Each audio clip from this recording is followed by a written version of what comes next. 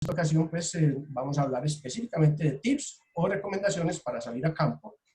Ahora que precisamente se ha permitido que las personas podamos volver a salir bajo nuestra propia responsabilidad y por ende pues ya tenemos a muchas personas que están comenzando a salir a pajarear en vivo. Pues antes estábamos desde la ventana, desde el balcón o desde el antejardín, y bueno, ahora ya sí lo podemos hacer en vivo y por tanto pues esta recomendación que también nos habían solicitado muchos de darles tips para poder disfrutar mucho más de las aves en campo y poderse acercar un poco más a ellas.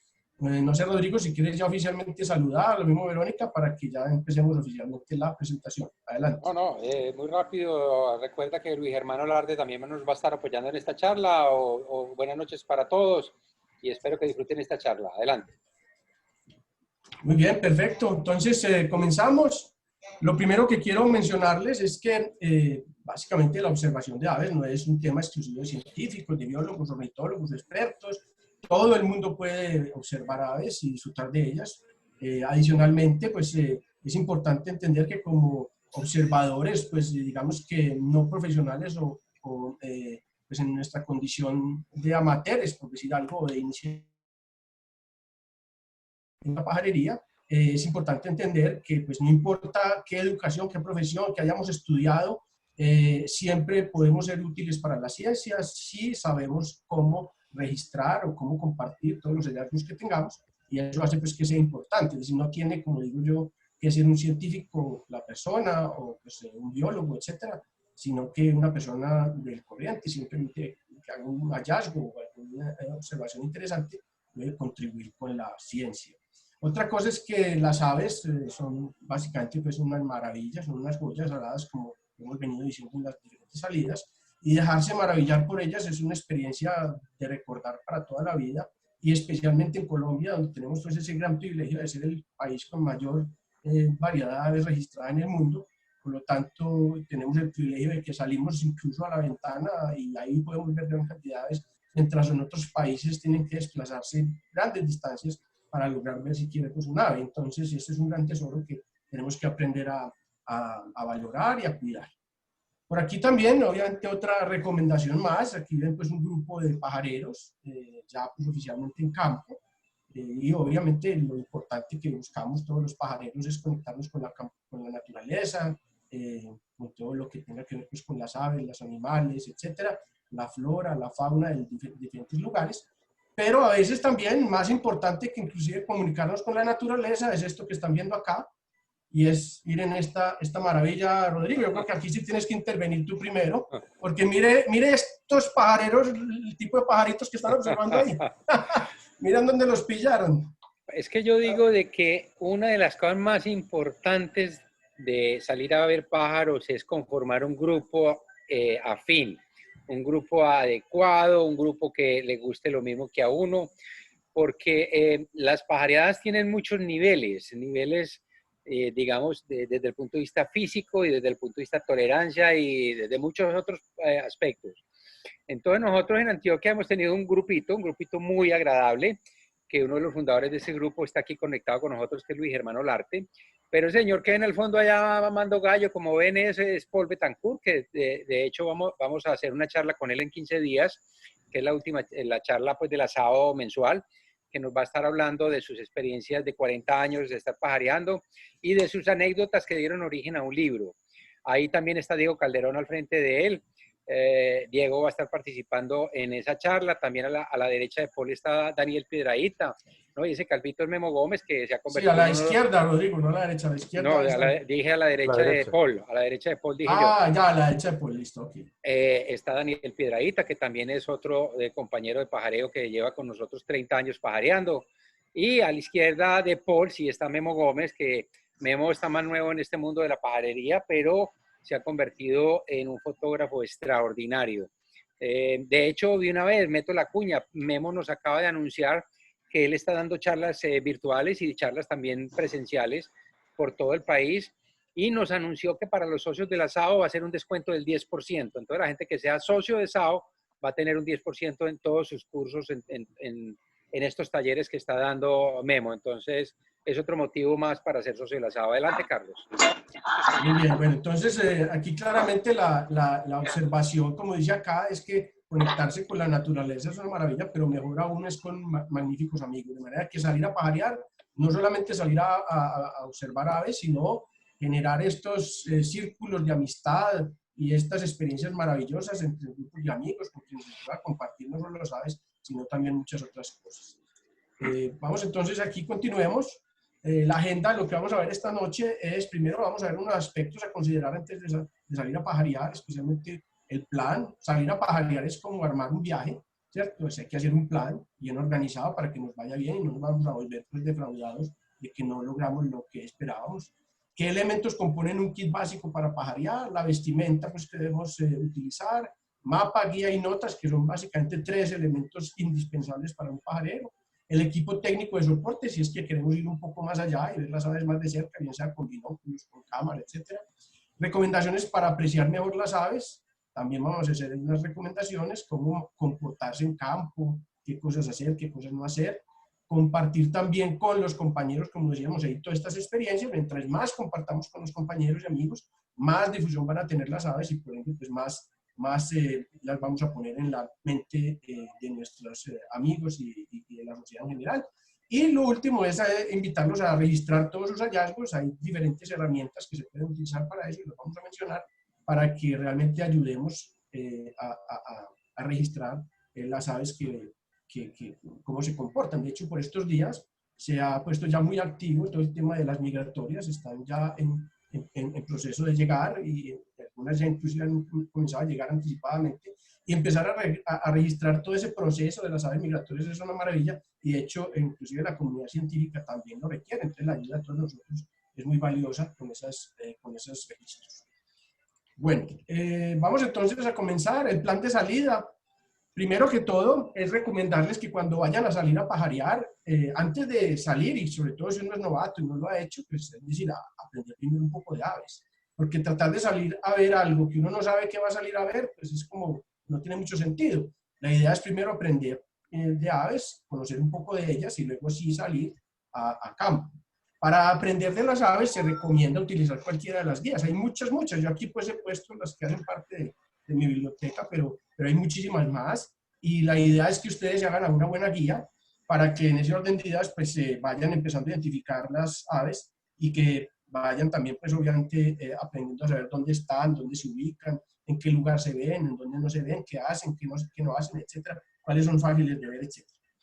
Bueno, lo otro es también consultar con suficiente anticipación dónde, cuándo, cómo y con quién debería salir a pajarear, porque es decir, esto no es improvisando, para que realmente uno le vaya bien pajareando, debe tener esto muy claro, y en eso estoy hablando también de qué riesgos puedo correr en el lugar donde voy a ir, o dependiendo de la época del año, pues cómo puede ser ir a ese lugar, si es invierno, si es verano, cuál es la época mejor para ir, qué retos hay yendo allá, qué contactos hay relevantes que pueda llamar yo para que me ayuden a sacar el mejor provecho de este lugar, etcétera. Entonces, ese punto 3 es súper importante para ese plan original.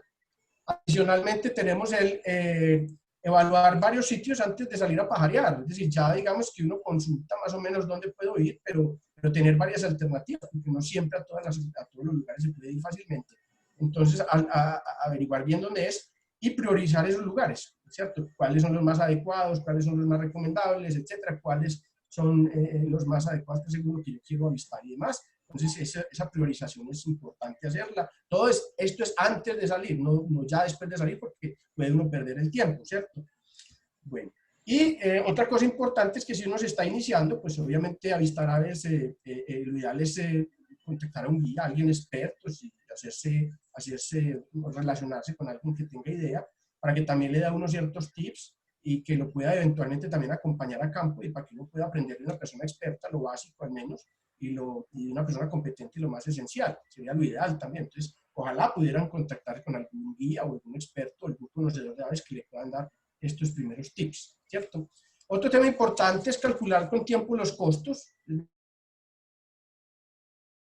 Un lugar pues, vale mucho más de lo que podemos pagar y después salimos pues defraudados, entonces es importante calcular los costos con tiempo de transporte, de alimentación, de hospedaje, los permisos, que hay que entrar a algún lugar, de cuánto cuesta, algún lugar que está restringida la entrada o hay que pagar para entrar, ayudas o gastos adicionales que haya que incluir en el viaje, pues todo eso hay que tenerlo en cuenta para no ir a quedarnos pues sin dinero en medio del viaje. Bueno, lo otro es, cuando hay grupos numerosos, es importante, pues, al principio, para los que están comenzando, salir especialmente con grupos numerosos para que aprendan entre todos, ¿cierto? O sea, que al principio es bueno los grupos numerosos, pero a medida que uno va tomando experiencia, pues uno ya va volviéndose un poco más selectivo, ¿verdad? Entonces, pues la recomendación es que únanse a grupos numerosos o grupos de salidas oficiales y aprendan ahí, y luego ya ustedes podrán empezar a tener criterios sobre a dónde ir, con quién ir, etcétera. Pero es importante, pues, este punto también dentro del plan inicial, con quién Vale la hacerse. pena montar aquí la cucharada, Carlos. La Sí, SAO tiene unas salidas que normalmente se hacen cada mes, una salida en grupo. Vamos a muy pronto retomar esto con un guía especializado en todas las personas que estén interesadas. La SAO les estará anunciando con anterioridad, con anticipación, dónde vamos a ir, a qué horas, en qué sitio nos encontramos, cuánto cuesta, etcétera, etcétera. Entonces, para que estén atentos a esta información, que ya que te podemos salir nuevamente, pues tenemos que retomar esa salida de campo. Adelante, Carlos. listo, muy bien. Bueno, otro punto es decir, las salidas, como les digo, hay que programarlas muy bien y ojalá tengamos en cuenta que no a todos los lugares nos podemos meter. Hay lugares que son propiedad privada o zonas restringidas, y esto es importante averiguarlo, porque meterse en un lugar de esto se puede llevar un problema y pues obviamente no sería lo más ideal, no sería pues una experiencia memorable como lo que queremos que suceda. También es importante que esto que usted haga, pues lo pueda pues, solicitar de ayuda en caso de que alguna novedad, informárselo a alguien. Es decir, yo voy a salir a algún lugar, entonces yo le informo a alguien de confianza que voy para algún lugar X, por si algo sucede, alguna novedad, pues esta persona sepa que yo no he regresado a tiempo o dónde estaba, etcétera. Pues uno nunca sabe cuando sale, pues qué puede pasar. Entonces es importante que uno avise con tiempo a las personas de confianza qué va a hacer, cuál es su plan, etcétera. Y por último, la recomendación aquí 10 del plan de salida es preparar bien el kit básico, que el kit básico depende de dónde uno va a ir. Si uno es un principiante y va a pajarear pues muy cerca, pues tiene un kit básico muy sencillo. Si uno ya va a ir a una pajareada más lejos o más compleja, pues ya obviamente el kit básico empieza a ser un poco más grande, más nutrido, ¿cierto? Pero es importante, digamos que estos 10 puntos para asegurarnos que la salida pues por lo menos está bien planeada, ¿sí? Sería bueno que Luis Germán nos comentara lo que le pasó a Paul Betancourt una vez que se metió en una zona indígena restringida. No sé si Luis nos pueda contar un poco esa historia, así como para ir rompiendo un Amenizando, poquitico. Sí, amenizando. eso. Sí. Luis, dale, contanos esa historia. No, no, pues que no fue Paul, fue todo un equipo de trabajo que nos metimos en una zona en Verachami, en el Chocó. Estábamos preparando a un grupo de estudiantes de la Universidad Nacional de Biología. La profesora los iba a dejar allí investigando una temporadita, era su primera salida al Monte Bravo, y ella nos pidió a Paul y a mí pues que le ayudáramos con estos muchachos que estaban bisoños. Entonces, sí, era preparar la salida con anticipación. Entonces les pasamos una lista de lo que nosotros considerábamos. Eran 3 estudiantes, mujeres y un hombre, además de la profesora y Paul y yo. Pero entonces digamos que éramos 3 veteranos y 4 estudiantes. Entonces les pasé la lista de lo que yo consideraba que se debería llevar. La famosa estufa Coleman de gasolina, la lámpara Coleman de caperuza, que son equipos, pues en esa época todavía no había LED, y esos equipos siguen siendo muy buenos. Y que íbamos a comer, entonces les pasé la lista, les dije, yo me los iba a encontrar en Pereira, qué íbamos a llevar a ese sitio, y les dije que podíamos llevar unos enlatados. Los muchachos me dijeron que no, como muy conscientes, que ellos no querían llevar enlatados para no contaminar y no dejar latas, que ellos llevarían su propio mercado, como pensando en el medio ambiente. Bueno, muy bien, llegamos a Pereira, ellos ya habían recogido los equipos, la estufa Coleman, habían recogido, también tenían pues muy orgullosos su lámpara Coleman. Salimos para este sitio, estoy saliendo de Pereira hacia el Chocó, cabeceras del río San Juan en Mistrató, de ahí baja uno por el río y luego sube por unas lomas, por unas trochas, a una zona que nadie nos había dicho que era un resguardo en Verachamí. No teníamos ni idea que nos estábamos metiendo a un resguardo. Y estando allá, entonces nos cogió la noche para poder llegar a donde íbamos a llegar. arme campamento en medio del aguacero, todo mojado. Logramos medio armar las carpas en un plancito, ensopados, todos fríos, muertos de hambre. Saquen la estufa Coleman, sacaron la estufa Coleman, una estufa Coleman que les habían prestado, nadie la había ensayado y nadie sabía cómo funcionaba. Bueno, eso no es problema, la tanqueamos, la fuimos a prender. Los que han usado estufas Coleman saben que hay una laca que se va generando al interior de las tuberías y ya la estufa no funcionaba. Eran las 7 de la noche, con hambre, con frío, no había manera de desbaratar esa estufa a esa hora. Entonces empiece a buscar leña para poder prender un fogón en medio del agua. Los mandamos a buscar leña, ninguno encontraba nada. Por allá se apareció uno con un tronco que tenía unas muescas, muy orgulloso porque era un tronco muy grande que se había encontrado recostado contra una loma. Ahí vimos el problema, le dijimos, qué pena, pero te acabas de robar una escalera indígena. Eso no es un tronco con muescas, esas son las escaleras que ellos dejan en los barrancos. Te acabas de robar la escalera de quién sabe quién. Bueno, empiece pues a prender una fogata lloviendo. Mejor dicho, lo que ustedes hayan visto en equipos de supervivencia y en películas y en realities, todo eso es mentira. No hay quien prenda una fogata lloviendo con leña mojada. Eso es un mago. Solo conozco una mujer maga que lo lograba hacer en Chiribiquete. Yo le decía la diosa del fuego, Doña Rosa. Ella era una indígena que podía prender lo que quisiera a la hora que quisiera, inclusive debajo del agua. Pero eso es otra historia. No pudimos prender. Bueno, nos tocó calentar en una estufita de gas que yo había llevado, de a poquitos, unas sopitas, porque cuando les preguntamos qué querían cocinar, querían alberjas, una sopa de alberjas secas que no habían remojado, no sabían que hay que remojar la alberja, que hay que remojar el frijol, que hay que remojar todo esto es eso, es prepararse, y ellos iban de muy buena fe con de todo, pero como no habían salido, no sabían qué era lo que había que pasar, logramos hacer unas sopitas Maggi, en medio de la oscuridad con la linterna, porque cuando les pedí la linterna, la lámpara Coleman bonita de Caperuza, muy orgulloso, yo siempre les pregunté por la lámpara Coleman, sacaron una nuevecitica y dijeron, bueno, esta sí no tiene problemas de laca.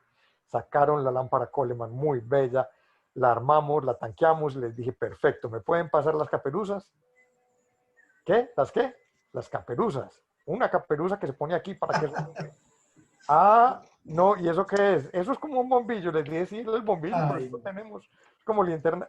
O sea, todo lo que dice Carlos es anticiparse, hay que ensayar los equipos si van a ir a estas acampadas. Inclusive si no van a ir a las acampadas de un día, revisen que el teléfono esté cargado, revisen que la linterna tenga pilas buenas, sepan usar lo que llevan. Nunca salgan con unas botas recién compradas porque las ampollas los van a matar. Compren botas bien bonitas, bien buenas, salgan a caminar con ellas por la ciudad, en la casa, vayan domándolas, porque nos estaba comiendo el chocó vivos a todos.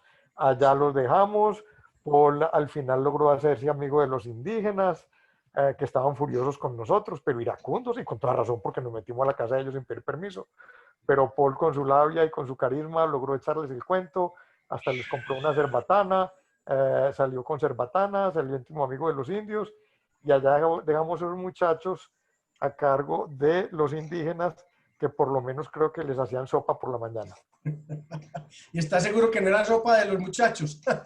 No tengo ni idea de cómo ya organizarían eso. Eso era un camino de arrieros. Hablamos con los arrieros para que cada vez que pasaran por ahí, alguien medio les parara bolas. Les remato, les cuento que las 3 estudiantes, mujeres, y el estudiante de biología hombre, solamente se graduaron las 3 mujeres. El hombre, cuando regresó a Bogotá, renunció a biología. Ave María, ¿qué tal?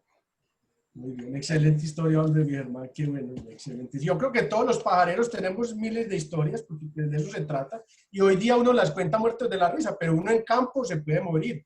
Pero bueno, eso es este mundo, que eso es lo que lo hace tan chévere, tan exótico, tan bueno.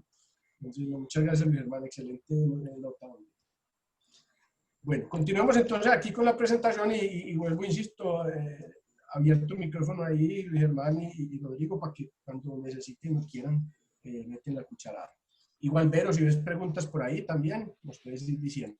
Bueno, entonces hablemos primero muy brevemente de lo que es una pajareada muy básica, que es pajarear por el vecindario, que es básicamente lo que hemos venido haciendo ahora con la pandemia algunos, o los que pues han podido pues siquiera salir al antejardín o al parquecito del frente.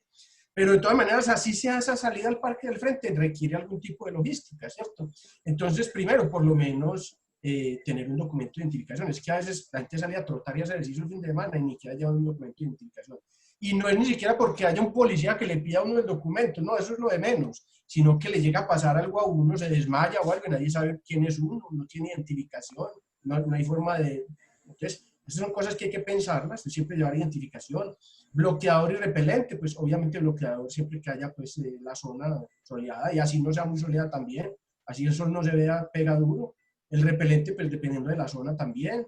Bebidas, si va a estar pues, más de una hora o toda una mañana pajareando por el vecindario, pues al menos llevar una bebida pequeña, algo de alimento, una pequeña galleta o algo. Un teléfono móvil indispensable, pues ya si lo visito todo específico, que ese sí no lo deberíamos ni poner, porque yo creo que el que no sale con un teléfono, yo creo que ya no es de esta época, pero bueno, lo ponemos ahí. La guía de las aves, pues si realmente queremos ir a saber qué aves hay, pues muy bueno tener la guía, que sí vamos a ver pues de ese tema también.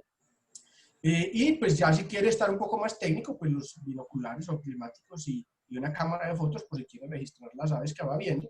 Pero importantísimo, pues que si salimos con estos elementos, pues tengamos las precauciones de que portar todos estos equipos tan costosos puede ser un riesgo, porque, pues, es decir, esto llama mucho la atención y siempre pues hay gentecita por ahí que, aunque uno no lo quiere, se antoja de lo que uno lleva y entonces hay que tomar todas las precauciones, no estar muy mostrón, no estar pues, exhibiéndose por todas las esquinas, especialmente en la ciudad, entonces para que lo tengan en cuenta. Pero bueno, en realidad una pajareada por el vecindario, por cerca de la casa, pues en realidad no debería ser un problema, pero también es muy agradable y sobre todo para los que están empezando, creo que es la forma mejor de iniciarse.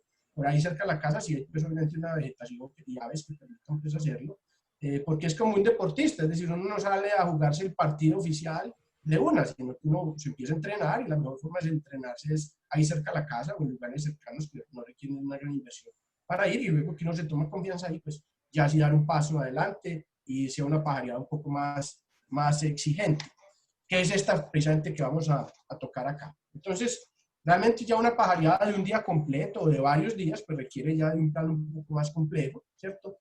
En este caso, pues quiero hacer énfasis de documentos personales, pero aquí ya no es solamente un documento básico, sino que hay que llevar o portar el carnet de las AO si es que lo tienen, o de alguna entidad también, tiquetes, porque para desplazarse hay que llevar tiquetes, no sea que uno llegue a la terminal o lo que sea y no llevaba el tiquete, los permisos para entrar, como hablábamos ahora, estos lugares restringidos y demás, a veces llega uno hasta allá y se me quedó el permiso, entonces eso es importante tenerlo en cuenta para que no tenga uno pues, inconvenientes ya durante el viaje. El dinero, lo mismo, y proteger el dinero, porque es que no es solamente echarse un billete al bolsillo, si uno se va a ir a una zona húmeda, después va y se fue a esta quebrada que estamos viendo a la derecha, esa cascada y se fue al agua y entonces, ¿qué pasa? Se pierden los documentos, se pierden una cantidad o cosas que lleva uno en papel, entonces hay que llevar una protección básica.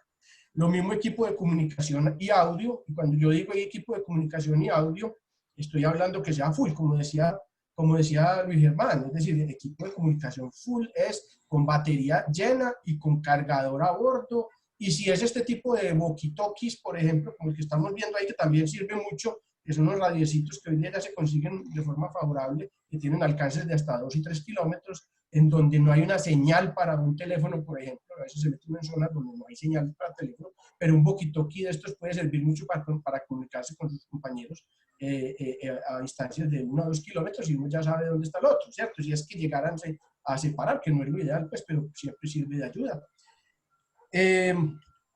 También, pues, obviamente un morral o una tula, hay que pues, poner todo en el morral, no se puede llenar uno tampoco de cosas por todo lado, como a veces me da mucha risa, dice Rodrigo, que sale uno como el arbolito de Navidad, que es lleno de cositas chilingueando por todo lado. Entonces, no, un morral o una tula, yo me puedo organizar todo debidamente. Y lo que es bebida de alimento, bebida pues hidratante, alimento pues que sea calórico, ojalá, para pues, una eventualidad de una hipotermia o de realmente uno necesitar energía, pues importante es un alimento calórico, unas chocolatinas o algo que pueda tener a la mano. Importante pues nuevamente también para estos lugares bloqueador y repelente, el aseo personal indispensable, es decir, como los niños chiquitos, vaya al baño antes de salir para que al menos salga liviano y lleve todo para poder, pues, en una emergencia, pues, tener aseo personal. Y aseo personal no solo es papel higiénico, sino también de pronto cepillo de dientes si es que va a comer en el lugar, o pequeños pañuelos, por ejemplo, como este que se ve acá, pañuelos desechables, que paqueticos de esos son multiusos y sirven para muchas cosas, este que tenemos aquí a mano derecha. Eh, Bolsas plásticas, importantísimo las bolsas plásticas multiusos, estas tipo Ziploc. ¿Por qué? Porque es decir, todo lo que uno lleve de basura al monte o a la salida debe volver, debe volver. Obviamente, pues todo lo que sea basura, ¿cierto? ¿Por qué? Porque no vamos a dejar bolsas, ni paquetes, ni cosas de estas en el monte, porque pues esto no es lo ideal. Es uno sí debe llevar bolsitas para reempacar todos los empaques y todo lo que vaya quedando y volverlo a traer a un lugar donde sí lo pueda disponer bien, ¿cierto?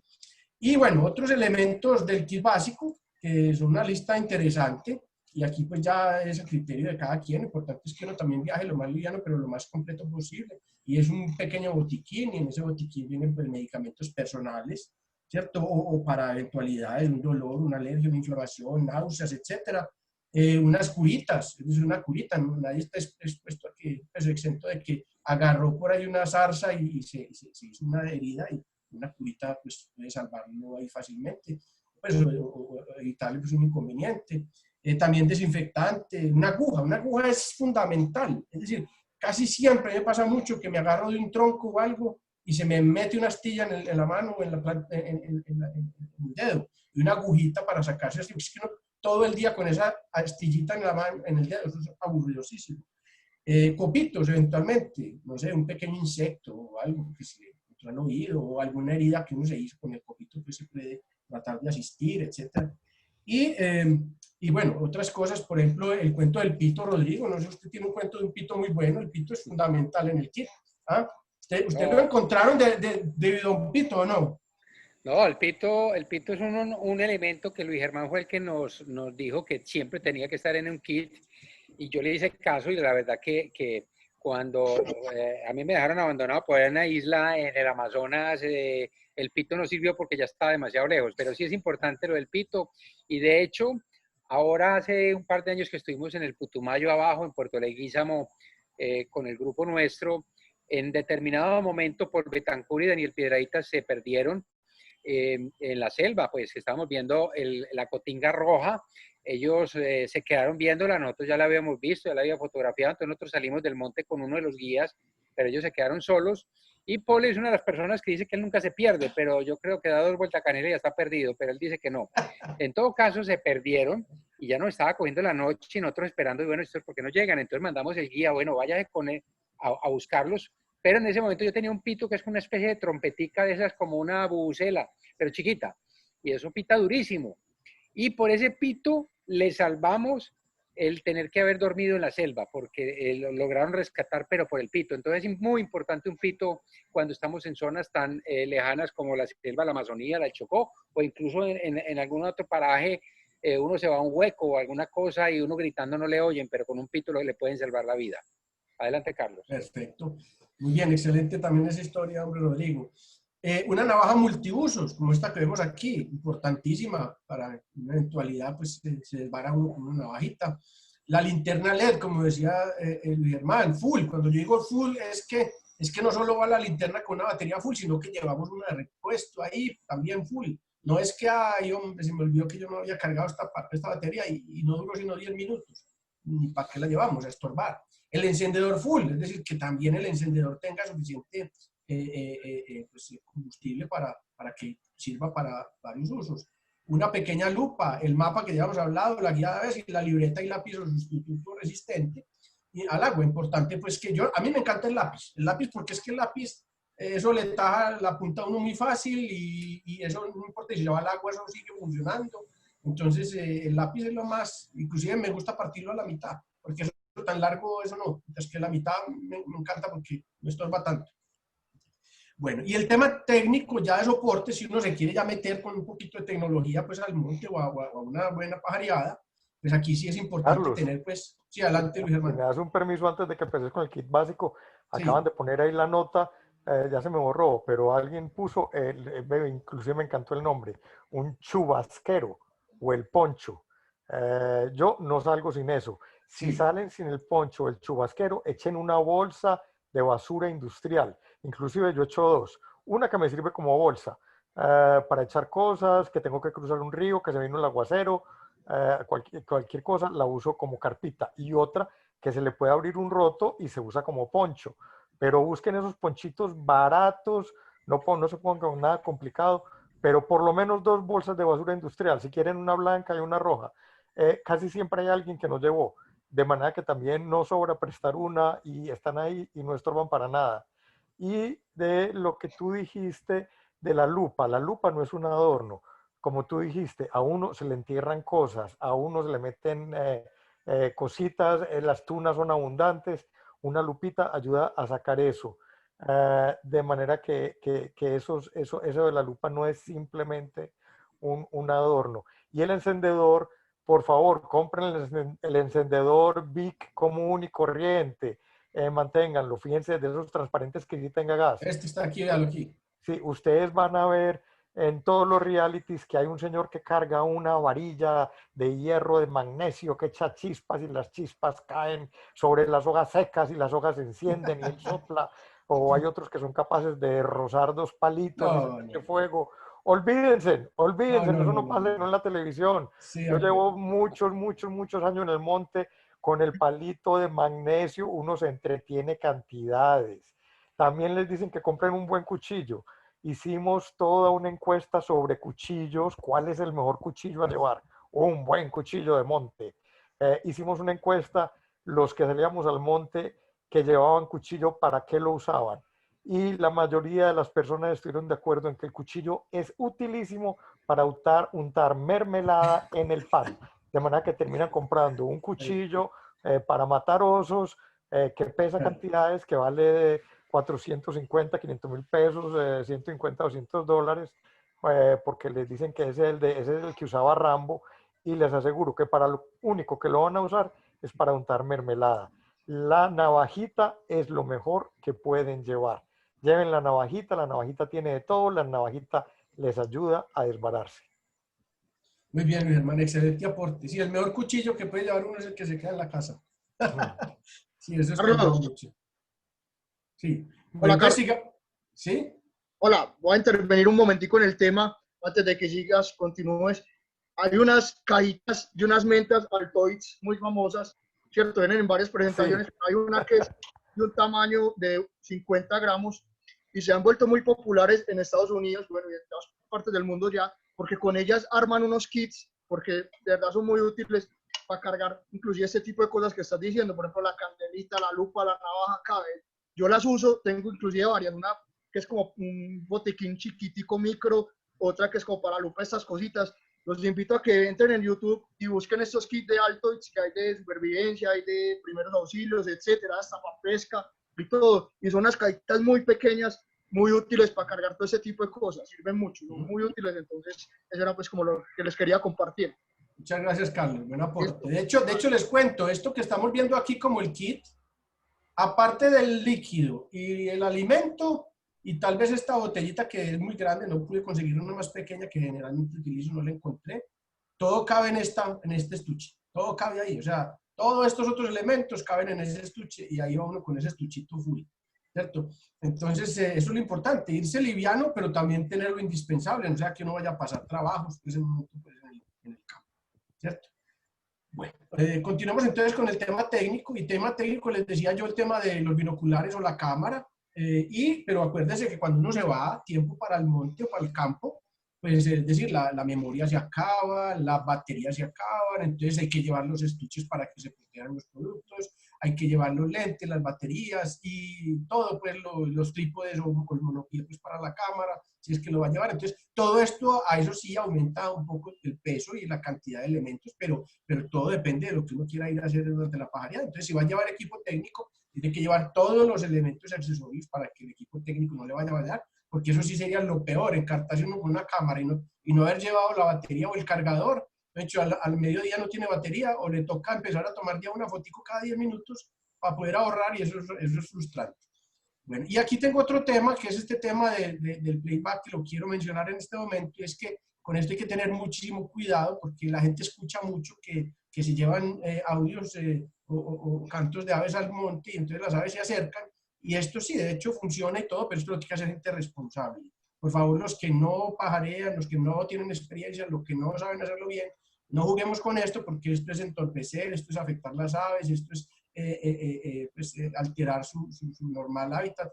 Entonces, esto por favor lo pongo simplemente para mencionar que cuando se vaya a hacer, sea con un guía o una persona responsable que lo sabe hacer, que tiene cuidado, que sabe cuáles son los potenciales problemas que puede tener o pues, los riesgos que puede correr con él. Pero bueno, lo pongo ahí porque pues, sé que también en las pajareadas a veces lo cargan y es de un manejo de cuidado. Pues, ¿sí? No sé, Luis Germán o Rodrigo, si tienen algún aporte respecto al tema técnico también. Usted, sobre todo Rodrigo, es que cargarse esos lentes y trípode y todo eso, debes tener tu buena experiencia ahí subiendo una loma con eso al hombro. No, eso lo que dices es cierto de todos esos equipos que uno carga, porque como tú dijiste, yo cuando empecé a pajarear me engomé muchísimo, como muchos de ustedes están ahora todos engomados. Entonces uno cuando se engoma, y yo en ese momento pues tenía la facilidad de poder comprar cositas y empecé a comprar de todo, pues no solo el binóculo, sino la cámara, la grabadora, que la grabadora en aquella época era una grabadora que parecía de esas grandototas que pesaban como un ladrillo y un micrófono larguísimo. Y entonces uno empieza a comprar y comprar cosas y sale al campo. Entonces, cuando ve un pajarito sale uno corriendo y es como tú dijiste, como un arbolito de Navidad corriendo porque le cuelga todo por todas partes. Entonces se le empiezan a caer uno las cosas y a perdérsele las cosas. Entonces yo siempre les digo a las personas que están empezando que salgan solamente a pajarear, pero con un artículo. Pues bueno, fuera de los kits, pero un artículo o binóculo o cámara. Pero es que uno salir con las dos cosas al principio se enreda. Yo le digo a los principiantes, de momento aprendan de pájaros, pero para aprender de pájaros no salgan con cámara porque es que se enredan. Gócense los pájaros, apréndanlos a distinguir, ya cuando estén saturados de ir al mismo sitio que ya lo conozcan, entonces ahí sí, vámonos con la cámara a empezar a fotografiarlos. Pero si ustedes salen con cámara, con binóculos, con grabadora, entonces no sabe si tomarle la foto, ver el pájaro, grabarlo. Entonces no hacen nada bien. Por eso les digo, solamente empiecen con unos binoculares y posteriormente van evolucionando. Adelante, Carlos. Listo, muy bien.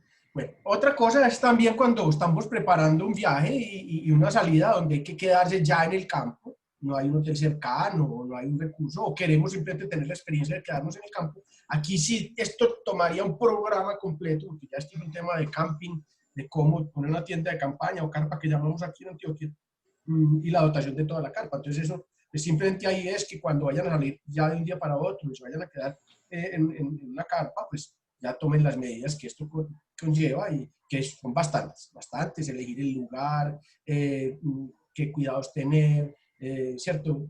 Esto es toda una ciencia, salir a acampar para no llevarse después un disgusto o quedar caminando chueco al otro día porque durmió encima de una piedra o lo que fuera, o el frío lo atacó, o quién sabe qué, o se le llevaron las cositas, porque es que eso también a mí me ha pasado, que como dice Rodrigo, me iba lleno de chécheres y cuando uno se levanta el otro día, chao chécheres, no había nada y la desilusión. Entonces hay que tener pues, cuidado con esto, pero me lo pongo ahí porque hay gente pues, que también le gusta planear salidas de uno o varios días.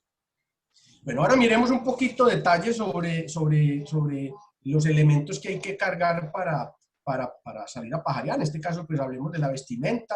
Y la vestimenta, la recomendación es que esté adecuada donde vayamos a pajarear, si sea en una ciudad, si es de pronto una zona muy árida, muy seca, en una especie de monte donde hay pues diversas texturas, colores y demás, o en la selva misma, esto por ejemplo es Amazonas, esto que estoy señalando aquí a la derecha. Entonces, depende para donde uno vaya, pues uno tratará de tener unas prendas distintas, especialmente también si se va a un entorno urbano, pues tiene una implementación básica, ¿cierto? Inclusive puede ir de tenis o de zapatos bajos, ¿cierto? Si va para caliente, templado, frío o incluso un páramo, miren que es muy distinto, es decir, o se va uno de manga corta o manga larga, etcétera, o con chalecos o con chaquetas, etcétera, o hoodies, o pues buzos que llamamos acá, o si es un entorno muy seco o húmedo, es muy distinto, ¿cierto? De todo depende de para dónde uno vaya, uno prepara su ropa, su vestimenta, y vamos a recorrerla aquí rápidamente. Entonces, la vestimenta, pues que sea adecuada al entorno, ojalá camuflada, que sea muy cómodo, ¿cierto? Y que tenga los colores del entorno. Miren que yo aquí estoy jugando más o menos los colores de cada uno de esos entornos. Ahora, no tiene que ser que uno tenga pues una prenda para cada entorno, porque pues tampoco es eso. Pero la idea es tratar de mimetizarse lo que más se pueda para precisamente poderse acercar lo que más se pueda a las aves sin que éstas se vayan a espantar, aunque ellas pues realmente son muy inteligentes y antes de que uno sepa que ya sabe que uno está ahí, ya hace rato sabe. Pero bueno, es importante pues estar lo más mimetizado posible.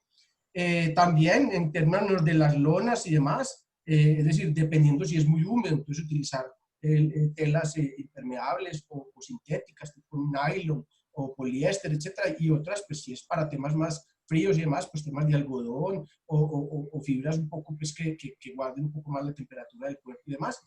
Pero cada una tiene sus pros y sus contras. Por ejemplo, las fibras sintéticas pues, se secan mucho más rápido si se mojan que las fibras de algodón, por ejemplo. Pero a su vez también digamos que guardan menos tiempo la temperatura, así es que uno necesita mantenerse caliente. Entonces, bueno, hay que manejar todo eso. Los puños, sobre todo los puños, cuellos, botas de pantalón, etcétera, ojalá sean elásticas para evitar que la mayor cantidad de los bichitos se le metan a uno, para el tema de las ronchas o alguna planta urticante o lo que sea que uno toque en el monte, pues evitar eso. La prenda sirve pues de aislante, muchas veces del mismo entorno. Y que sean largas también, es decir, claro, uno en tierra caliente pues, y demasiado pues, templado el tema, pues uno ya usa prendas pues, manga corta o tipo bermuda, que ahora las vamos a ver, pero es importante, ojalá, mientras más se pueda, que sea de manga larga o de pantalón largo, precisamente para evitar todo ese contacto con la naturaleza que puede afectarlo pues, a uno. Entonces, miren, por ejemplo, aquí las camisas, dale, Rodrigo. Carlos, mira, sí, yo creo que aquí también Luis nos puede contar muchas historias, porque primero, tengan también cuidado con este uso de los camuflados que parecen del ejército, porque hemos tenido varias situaciones que uno está pajareando y llega la gente y sale corriendo. Yo tuve varios encuentros que la gente sale corriendo como si se hubieran encontrado con un grupo subversivo. Entonces, hay sitios que igual no conviene porque a uno también lo pueden confundir y de pronto se puede meter en un problema muy serio. Entonces, mejor utilizar estos camuflados que no se parezcan a las prendas militares para no llevarnos un disgusto. Y lo otro que tú dices de usar las camisas y los pantalones con resortes abajo, los resortes no es suficiente. Yo les recomiendo, y puesto que Luis también debe estar muerto de la risa ya, porque ustedes cuando han pajareado en los llanos orientales, sobre todo por allá por el Casanare, ustedes no se imaginan la cantidad de garrapatas que hay, pero no son los nuches chiquitos, son garrapatas que yo no sé por dónde se le meten a uno. Entonces, la recomendación es que las mangas de las camisas, voy a activar aquí el video, las mangas y los pantalones, ponerle esa cinta gris que venden, que es cinta de construcción, o bueno, esa cinta que es fuertísima, aislante, reenrollarse tanto las mangas como los pantalones, porque esas garrapatas, le digo, quitarse una garrapata de esas es un problema y casi siempre dejan a uno una infección. Entonces, es una recomendación que me parece muy importante que tengamos en cuenta. Adelante. Qué bueno, Rodrigo. Excelente también ahí la oportunidad. Rodrigo, Carlos, existe es muy importante, sí, cerrar la manga larga en tierra caliente. Uno piensa que tan horrible, pero si se meten a un montecito seco o pasan por una zona de hierba alta, van a salir cargados de garrapatas y eso es la maldición. Entonces usen la manga larga, sepan en qué momento desenrollar la manga. Si está haciendo mucho calor por ahí, vuelven y se suben la manga, pero esa manga de verdad que los protege del sol, los protege de los zancudos, los protege de las garrapatas. Yo uso mucho el permetrin. Permetrin es un veneno insecticida muy bravo. Se puede lavar la ropa, o mejor dicho, enjuagar la ropa en una solución de permetrin. Hay que saber hacerlo, y no se enjuaga la ropa. Ayuda mucho, pero si no quieren enjuagar la ropa, porque eso se tiene que hacer en un patio, en zona abierta, hay que saber hacerlo para no intoxicarse. Por lo menos en la base de los zapatos y en las mangas, como dice Rodrigo, y en el cuello y en la cintura, porque es que esas malditas se meten entre el cinturón y la camisa y uno amanece con la cintura llena de garrapatas. Y en las coyunturas, ahí es donde más les gusta. Entonces por lo menos ahí, echar algún tipo de insecticida. Van a ver que hay un insecticida que se llama DEET. Es buenísimo, es muy eficiente. Si usan DEET, no DDT, sino DEET, y se untan las manos de eso y tocan los binoculares o tocan la cámara o tocan cualquier cosa, las dañaron. Eso es un disolvente miedoso. Entonces, es un muy buen insecticida que daña todo. No perdona cámara, no perdona binocular, no perdona lente, no perdona nada. Son todas cosas que uno tiene que ir teniendo cuidado cuando va usando estas cosas. De manera que dentro de la ropa tengan en cuenta la manga larga no es simplemente para el frío, nos protege del sol, de una buena insolada y nos protege de las garrapatas. Correcto. Y de rayones y muchas cosas, aunque pues, no de todos, pero sí del contacto con esas ramas en un momento dado. Bueno, entonces tenemos diferentes, mira porque aquí Luis Germán no lo había puesto en el kit porque lo tengo entre el tema de la ropa, claro. El poncho. Es muy útil, no solamente para, como decía mi hermano, pues cubrirse en un caso de una hipotermia, lo que sea. Estos pueden ser de PVC, muy fáciles, muy baratos. Incluso hasta para tapar y camuflar la cámara. Si es que uno tiene la cámara en un trípode, voy a poner el mismo poncho encima de la cámara. Está tapado uno, está tapada la cámara. Entonces, para camuflarse también es muy bueno, pero tiene múltiples usos. De hecho, un poncho es supremamente útil. Por alguna razón, pues nuestros ancestros, pues todos han tenido un poncho al hombro y eso pues tiene todos los usos que usted quiera. Entonces, camisas o camisetas, chaquetas, depende del frío, buzos o hoodies también, se utiliza mucho en casos de temperaturas bajas. Chalecos, porque hay gente que le encanta cargar todo, entonces que el pito, que la memoria, que la pila de la cámara, etc. Y la manta, poncho o cobertor, que es lo que decía pues, Luis Germán, que es tan importante. Bueno, también vamos a los pantalones y como pues lo dijimos, hay pantalones de tipo bermuda, cortos o largos.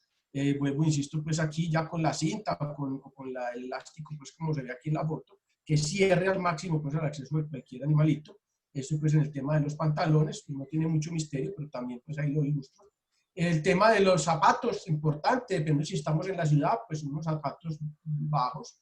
También pues las botas medias, que es las que más me parecen a mí son más universales, pero definitivamente hay lugares donde hay que ir con bota alta, pues, es decir, eso es tan húmedo o enfangado el lugar o cenagoso que hay que ponerle una bota alta. Y aquí está el tema de las medias y todo eso, como también decía Luis Germán, es decir, a veces uno tiene que saber elegir el material de las medias también para que no se llene de ampollas o que si se metió en una zona muy húmeda, pues no se vaya a quedar, pues eso, unas medias pues que sean bien higroscópicas, que se mojan y nunca se sequen, también es un problema. Entonces, bueno, utilizar esto de manera que se elija la ergonomía, no solo porque el calzado ya esté pues domado, como decíamos ahora, sino porque realmente uno se sienta cómodo con él.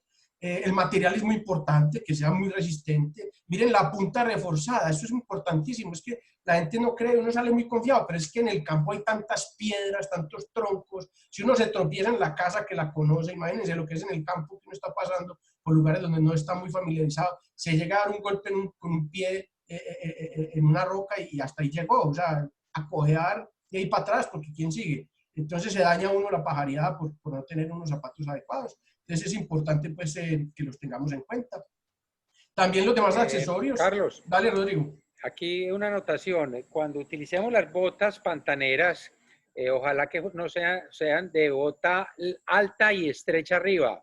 Hay una marca que es la Venus, ¿no? Pues es una pequeña publicidad para ellos, que se conoce como la ecuatoriana, o otro nombre que no quiero decir. Pero esa bota es excelente, excelente, porque uno pasa porque también uno siempre está mirando para arriba a los pájaros y hay gente que le preocupa mucho de pronto uno pisar alguna limaña, una serpiente. Entonces, con esas botas queda uno levemente protegido contra una mordedura, aunque no es garantía de que una serpiente grande atraviese esa bota. Pero hay dos recomendaciones si vamos a utilizar las botas. Lo primero es ponerse doble media, una media alta, ojalá de una depresión, y luego encima una que sea reforzada, porque como decía Luis, una ampolla empezando una pajareada pues le daña la pajareada. Y lo otro es, ojalá ponerle una plantilla. Esas botas son, la suela es muy, digamos, es muy delgadita. Entonces, bueno, poner una plantilla porque uno cuando pajarea, pues, o por lo menos cuando nosotros lo hacemos a veces unas jornadas bien largas.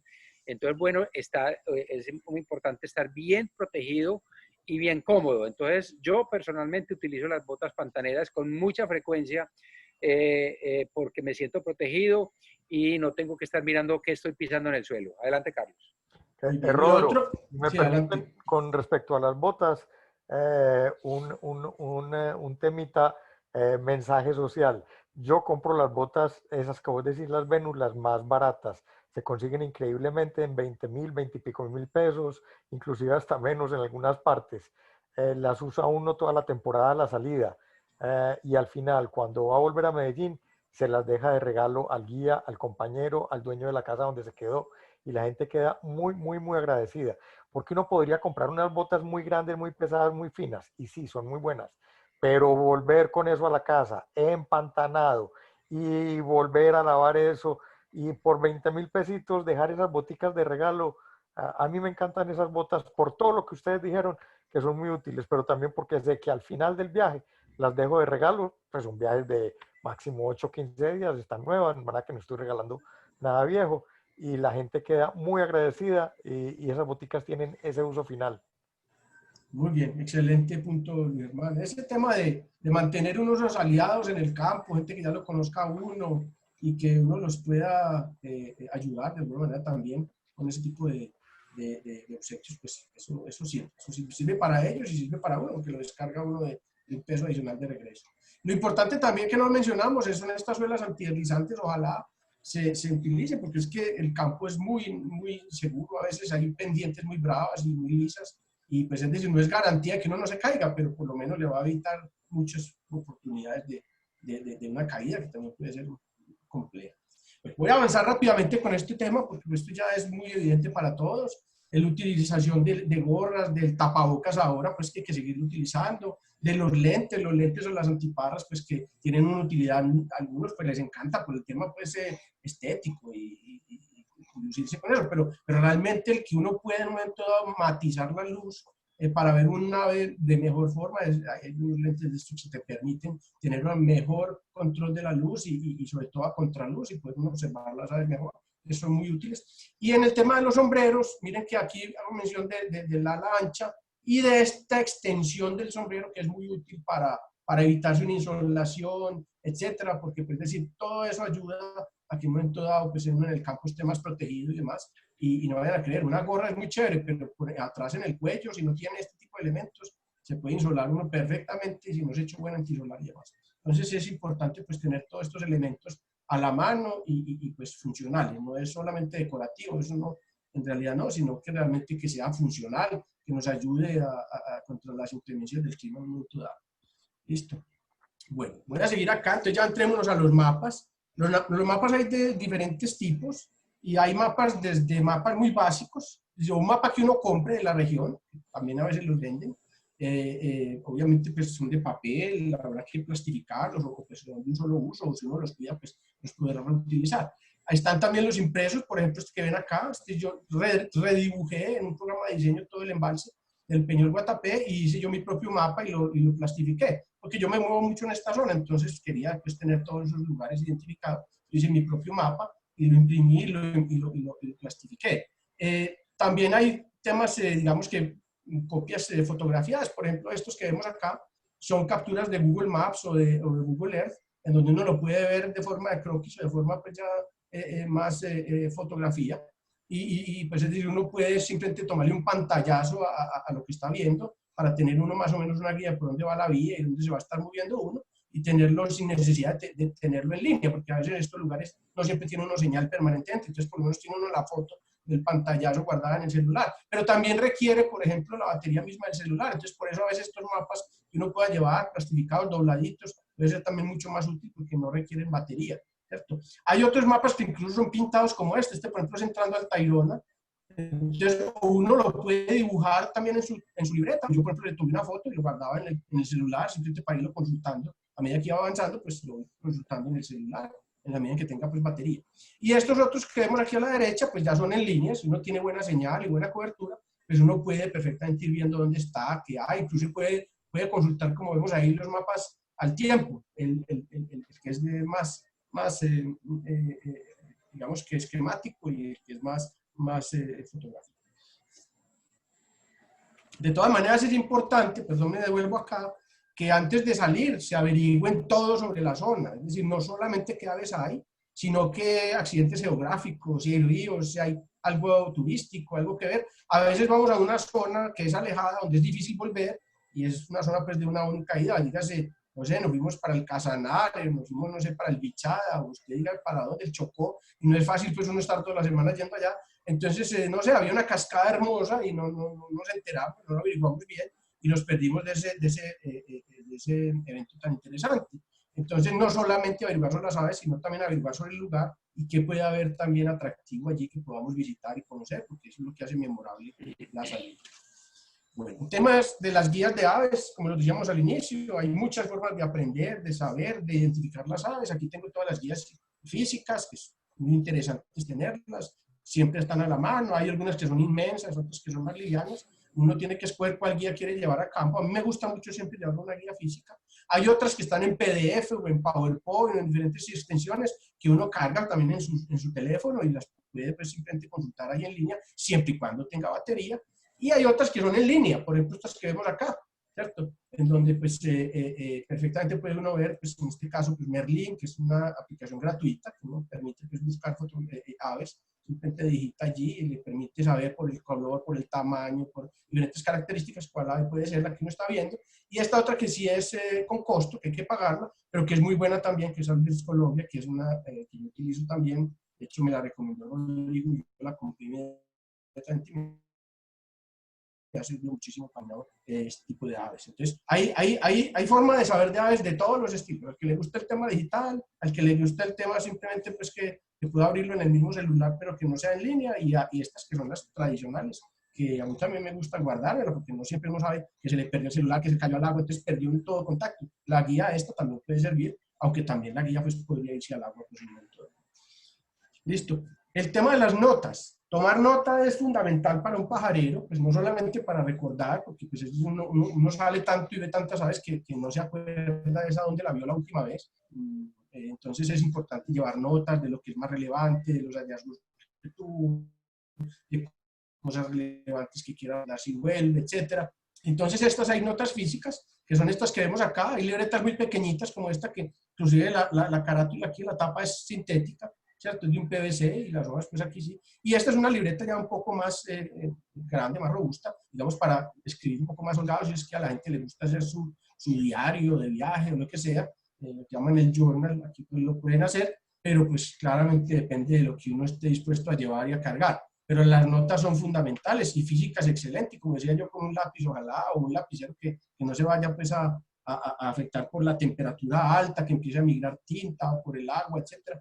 Eso es importante. Lo otro también son notas en línea, pero en línea no, sino con aplicaciones que uno baja. Por ejemplo, en este caso, las notas que uno puede hacer dentro de su misma aplicación en el teléfono. Ni siquiera hay que descargar una aplicación, aunque hay aplicaciones de notas. Uno puede ir diciendo, vea, tal día salí y vi tales aves, y uno puede en su propio celular ir guardando también su consecutivo de notas, o en herramientas como esta que vemos acá, ¿cierto? Que es en el caso de Ibert, que en Ibert uno puede ir identificando. De hecho, él le va diciendo a uno, por ejemplo, aquí dice, de 78 sitios para pajarear en Medellín, usted ha estado en 7, le faltan 71, y aquí están los que ya estuvo y los que le faltan. Obviamente no todos son pues, los que uno quisiera, pero entonces ahí va uno llevando su registro, y aquí uno puede hacer sus propias listas y demás. Entonces llevar un registro en línea también es interesante, pero miren que hay múltiples alternativas siempre de uno llevar sus notas y ir consultando, pues, poniendo ahí que ha ido viendo, para luego pues, compartir sus hallazgos y sus encuentros con los compañeros también. En este caso. Carlos, si me das un segundito sobre la libreta de notas, vale. Dos apuntes, Morcho, un apunte y una historia muy corta, pero muy interesante. El primer apunte sobre las libretas es que es un sistema de memorizar mucho mejor que simplemente hablarle a la grabadora. Mucha gente le habla a la grabadora, es muy válido, lo que va viendo, y es muy cómodo. Pero si ustedes toman la libreta de notas y hacen un pequeño esquema, un sketch, un bosquejo del ave que están viendo. Yo conozco pajareros muy buenos que cargan 2 o 3 colores y rápidamente le ponen así como un rojito y un azulito, es impresionante lo que eso genera a nivel de la memoria, de cómo eso se va quedando ahí casi troquelado. Y además esas libretas con el tiempo van a ser el respaldo contable, como se hace una factura para saber qué fue lo que viste y en dónde lo viste. La libreta ha caído mucho en desuso por la grabadora, por la cámara de fotografía, pero de verdad que ver gente con libreta de campo da gusto, y a los estudiantes hoy en día todavía se les recomienda llevar libreta de campo. La historia que les quiero contar, muy cortica porque la deben leer, se llama El Río de la Duda. El Río de la Duda hoy en día se llama el río Roosevelt en el Brasil, y nace en lo que hoy en día es el estado de Rondônia, en honor al mariscal Rondón, y lo descubrió en un viaje que hizo con Teodoro Roosevelt. Teodoro Roosevelt pierde las elecciones, como la tercera, queda deprimido, aburrido, y como él era cazador y aventurero, los amigos le dijeron, bueno, embarquese en una aventura bien miedosa. Él salió para la Argentina a conocer la Patagonia, pero pasó por Brasil, comentó, y alguien le dijo, mire, no quiere ir a descubrir un río que no existe. Y él dijo, ¿cómo así? Le dijeron, sí, es que hay un mito de que hay un río que fluye y nadie sabe a dónde sale y debe caer al Amazonas, y es un río muy grande. Y dijo, a ver, tengo que ir a descubrir un río que no existe. Y entonces lo mandaron con el mariscal Rondón. Roosevelt, americano 100%, tenía la filosofía de que si hay un problema, el problema se destruye y se acaba el problema. ¿Qué es esto? Si hay un perro con pulgas, mato el perro y se acaban las pulgas. Rondón era un personaje mestizo, muy indio, pequeño, flaquito, moreno, que tenía la filosofía de que mientras yo pueda evitar matar un solo ser vivo, evito matarlo, no quiero matar nada. Y él era del ejército, y los soldados le tenían pavor porque él daba la orden de que así estaban en zonas salvajes, los atacaran, ellos no podían responder el fuego, y era muy en serio. Estos dos hombres viajan, encuentran un río y empiezan a viajar aguas abajo de a donde encuentran este río, y se demoran. Es toda una aventura impresionante. Roosevelt termina con una pierna destrozada, se hunden varias canoas. En uno de esos momentos, al final del viaje, se hunde una de las canoas, y el ingeniero que estaba a cargo de todo lo que eran los apuntes y las libretas de campo, cuando lo fueron a rescatar, él estiraba los brazos con las libretas de campo, y le decían, pero agárrese del remo, y él decía, pero recíbanme las libretas, y le decían, pero suelte las libretas y agárrese del remo, que se va a ahogar, que vamos a llegar unos rápidos. El tipo nunca soltó las libretas hasta que se las recibieron, ya fue demasiado tarde, lo agarraron los rápidos y se ahogó, pero salvó las libretas. Roosevelt llega a los Estados Unidos. El expresidente Theodore Roosevelt llega a los Estados Unidos, a la Sociedad Geográfica, y habla de este río. Y nadie le creyó, pero absolutamente nadie. Le dijeron, usted se inventó todo esto para no quedar como un zapato, además se ve que tiene fiebre, mire la infección que trae en la pierna, usted con su ego, lo que está inventando es el cuento del río. Él le escribió al mariscal Rondón y le dice, mire, me pasa esto, ¿usted cómo cree que podemos lograr que me crean que existe el río? Rondón empacó las libretas de campo, esas libretas de apuntes, y se las mandó a Roosevelt, a Nueva York. Estaban los apuntes, las medidas, casi que como en esa época llamaban cadeneros, como se iban tomando las medidas, los puntos georreferenciados, no con GPS, sino con sextantes, con de todo, con brújulas de tiempo, las curvas del río, por donde los meandros, los rápidos, todo el río, perfectamente descrito, y cómo y a dónde salía el río. Porque es que nadie nunca supo a dónde salía el río, sino hasta mucho tiempo después. Por eso les digo, lean el libro, es absolutamente delicioso. Cuando Roosevelt presenta las notas de campo de Rondón, por las que se murió un hombre por salvar las notas de campo, porque entendía el valor de eso, la Sociedad Geográfica entendió que el río sí existía. Y no les estoy hablando de un rito, estoy hablando de un río gigantesco que nadie sabía que existía, que nadie quería creer que existía, y solamente se logró comprobar cuando vieron los apuntes en las libretas de campo. ¿Cómo se llama el libro? Perdóname. Se llama El Río de la Duda. No sé si lo conseguías en español, se llama The River of Doubt. Es la Excelente. aventura de Teodoro Roosevelt en el Brasil. ¿El río qué? ¿El río qué? De la duda, el río de la duda, o sea, el del río del que dudaban. The Ok, River of gracias. Doubt. Léanlo porque es maravilloso. Es escrito por una escritora profesional recopilando toda la información y es sobre todo cómo se manejan dos personajes que tenían visiones distintísimas de la vida. Un personaje mestizo, pequeño, que había sido maltratado en el ejército brasilero por cuestiones de racismo y de clasismo, y este hombre, Theodore Roosevelt, grande, todopoderoso, expresidente de los Estados Unidos, tienen que aprender a convivir para no morirse, porque se iban a morir en la mitad de la selva. Y cómo cada uno manejó los problemas que manejó. El hijo de Roosevelt iba en el viaje, iba otra gente muy conocida, iban ornitólogos. Eso es todo una aventura En, llena, en llena de cosas Amazon, reales. en Amazon acá lo estoy viendo en versión en español. Ah, bueno, perfecto. O sea que está en español. Buenísimo. Lamentablemente. No en Kindle, pero Recomendado. sí, sí está. Meto la mano en la Excelente, candela por ese libro. Y ahí van a descubrir excelente. lo que es el valor de una libreta de campo. Excelente anécdota esa y comentarios, mi Germán, buenísimo. Y bueno, a leer el libro todos. Ahí se consiguió buen vendedor el autor. Creo que lo ha vendido como pan caliente porque es una No, ¿qué delicia. tal? Hoy en día el estado de Listo. Rondonia es en honor a el mariscal Rondón y por eso se llama Rondonia en la frontera con Bolivia y el río se llama el río Roosevelt. Y el que lo Excelente. escribe es Theodore Roosevelt, ¿no? Por lo visto. No. También. Es una escritora. Es basada es basada en las notas de Roosevelt y en las notas de Rondón. Ah, ok, porque el libro en la pasta pues no aparece, sino él. Debe ser que más adelante lo aclaro. Ok. Muy bien, bueno, continuemos porque estamos mal de tiempo, por haber arrancado tarde estamos mal de tiempo y para también pues, respetar que no nos quedemos aquí todo, aunque yo sería feliz quedarnos aquí toda la noche, pero bueno, sé que también la gente y ustedes tienen que hacer cosas, entonces vamos adelante, vamos a avanzar aquí rápidamente y vamos a entrar ya a la parte, digamos que más importante de toda la pajareada, vamos a tomarnos aquí 10-15 minuticos para terminar, y son las recomendaciones para apreciar mejor las aves, ¿sí? Y aquí pues habría muchas anécdotas, vamos a tratar de no escatimar en ellas, pero es importante que anoten esto, porque ya estos son tips y recomendaciones ya uno estando en campo que debe hacer, ¿cierto? Sobre todo si, si se está iniciando. Entonces, primero que todo,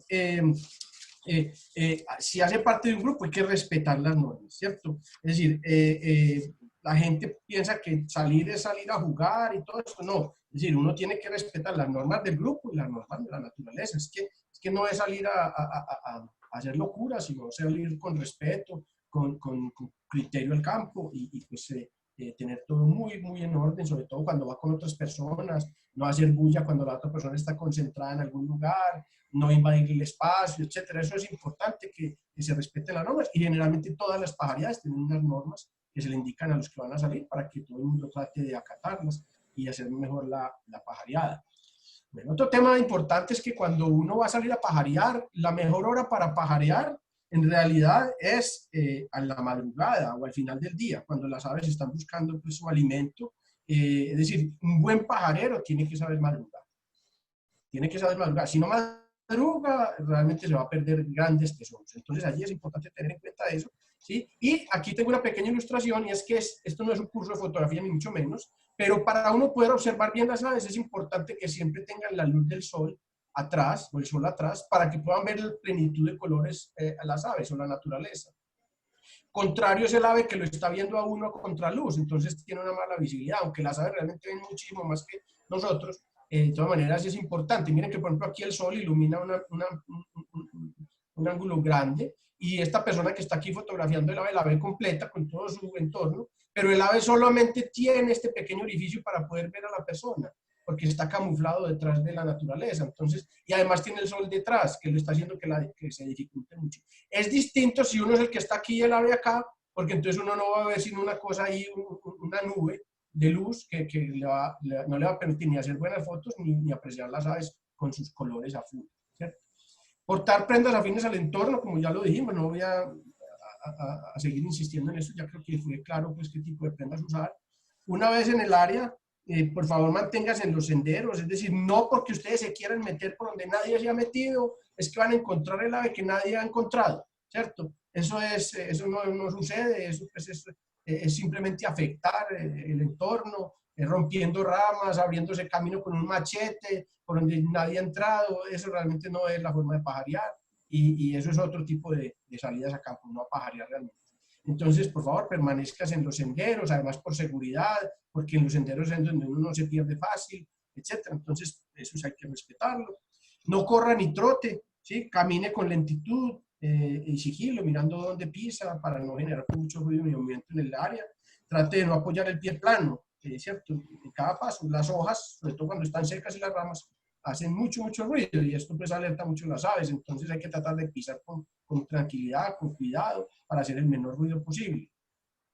Adicionalmente, pues tenemos aquí que aprovechemos la naturaleza para mimetizarnos. Dice esta persona, ustedes lo ven aquí detrás de unos arbustos, y ahí está muy mimetizado él con su ropa y con los arbustos, y por ende pues tener un control sobre el ave muy bueno, y acercarse mucho sin que el ave pueda eventualmente espantarse. Aunque no hay que abusar de eso tampoco, porque las aves tampoco son tontas, ¿cierto? Y además ellas sí que están en su entorno, nosotros somos los que estamos de visita, ellos viven ahí, entonces se conocen todos los movimientos, sonidos, ruidos de ese lugar, y saben que uno está ahí desde mucho antes de que uno siquiera haya llegado. Entonces usted se está acercando y ya la ave sabe que viene algo extraño y empieza a tratar de entender qué es, ¿cierto? Bueno, si la zona cuenta con heights son escondites o trincheras, aunque trincheras es más que todo pues hacia abajo del terreno, utilícenlas. Es decir, algunos lugares donde pues uno puede pajarear y que están hechos para eso, los dueños han desarrollado este tipo de elementos que no necesariamente son la naturaleza misma, sino que son falsos, se llaman los heights o escondites, y sirven mucho porque pues ya las aves están cebadas o están, son como, y ya reconocen ese elemento que es permanente allí. Entonces, hacerse detrás de eso o meterse dentro de esos escondites es interesante, porque tienen una oportunidad de hacer pues, fotografías o observar aves de una manera mucho más cercana. Lo otro es que no se afecte pues, la naturaleza o el entorno rompiendo ramas, como les decía. Todos los elementos de allí pues, son muy valiosos para las aves, incluso lo que está en el suelo, ¿cierto? Entonces es importante pues, respetar todo ese entorno, no tomar ni llevarse cosas de ahí, porque esos mismos elementos, inclusive existen secos, son elementos que las aves usan para hacer sus nidos, es decir, para su propio entorno. Entonces es importante respetar eso. No se confíe tratando de acercarse muy rápido a las aves, que es lo que les digo yo ahorita. Es decir, yo prefiero mejor una foto regular, ¿sí? O un avistamiento con binóculo regular de una ave donde yo la pueda ver, que una fotografía de un tronco sin el ave, porque me le acerqué muy rápido y se fue y no logré nada, ni verla, ni disfrutarla, ni tomarle la foto. Entonces, hay que hacerlo con mucho sigilo, especialmente cuando uno va con grupos, y aquí sí que Rodrigo tendría anécdotas, porque esto es lo que más sufre Rodrigo cuando sale, que la gente se le trate de abalanzar a las aves, y él tratando de tomar la foto, o haciendo bulla, o moviendo ramas, y uno tratando de que el pajarito se quede ahí los segundos que más uno pueda para poder hacerle la foto. Entonces esto es muy importante, de tratar de no invadirle el espacio a las aves de una forma muy agresiva, porque claramente ya se van a ir, no van a estar ahí por mucho tiempo. Sí, una anotación ahí al respecto. Como muchos de ustedes saben ya en las historias que yo he contado, pues yo tengo el antecedente de haber sido cazador y estoy tratando de redimir pues ese pasado oscuro. Pero una cosa que es muy importante es que cuando ustedes vean un ave y se le quieran aproximar, sobre todo los fotógrafos, hombre, no se le vayan de frente, porque un ave cuando uno se le va de frente y mirándole los ojos a cualquier animal, se siente agredido y sale disparado. Entonces lo que yo hago es que me voy de lado como mirando para otro lado, pero un ojo estoy mirando al ave, pero me voy como acercando como si no fuera con ella, así despacitico, y después pongo la cámara, pero no la cámara apuntando el pájaro de una, sino que pongo la cámara apuntando hacia otra parte, y poco a poco me le voy como enfocando hasta que ya la tengo en foco y le disparo. Porque las aves se sienten agredidas cuando no les vamos de frente. Adelante, Carlos. Decote se llama eso, decote, como se le arrima el gallo a la gallina. De la Eso, calladito. De hecho, mire que ese, Rodrigo, vea cómo me leyó la mente, ese es el punto 10 y el 11, que es este: cuando vea un ave, manténgase lo más agachado y cubierto posible, vaya con calma, deténgase si observa que el ave hace movimientos espontáneos o cambia de lado de rama. Es que uno el ave se dio cuenta que uno estaba ahí hace rato y uno la ve inquieta. Entonces, si uno la ve inquieta, es muy probable que levante vuelo muy rápido. Entonces hay que dejar de mirarla fijamente, como dice Rodrigo, no le ponga el ojo todo el tiempo porque ella se siente que usted puede ser alguien que le está mirando para atacarla, entonces se va a intimidar y se va a ir. Entonces, tratar, como dice Rodrigo, con el rabito del ojo, estar mirando, pero en realidad ojo no, y no apuntando con la cámara todo el tiempo, porque es que ese ojo de la cámara sí que es más grande que el ojo de uno, entonces ahí sí que la va a alertar mucho más. Entonces, mire, identifique esas señales que hace el ave, por ejemplo, que el ave volteó la cabeza, por eso puse estas dos fotos, aquí me está mirando, estoy ya ahí como analizándolo a uno y aquí ya volteó a mirar otra cosa y a veces hasta voltean para mirar al otro lado y queda solamente uno viendo la parte trasera de su cuello y su cabeza. Entonces ahí sí uno dice, avanzo con calma 3, 4 pasitos, 5 pasitos, hasta donde yo vea que ya, y cuando vuelve a mirar, otra vez vuelvo y me quedo quietecito, porque pues ahí es donde la voy a espantar. Entonces ese tipo de técnicas es importante hacerlo si uno es que quiere realmente observar una ave de cerca, para no irlas pues a espantar fácilmente. Hay unas que son muy huidizas, hay otras que no, y eso depende de la zona que tenga cada ave. Hay aves que se dejan acercar mucho, otras que no. Especialmente las rapaces son las más miedosas de todos a mi criterio. Ave María, las que son se supone más agresivas y más carnívoras y todo, y uno medio se acerca con el lente y ahí mismo se vuela. Entonces hay que tener cuidado sobre todo con las rapaces y algunas aves que son muy sensibles.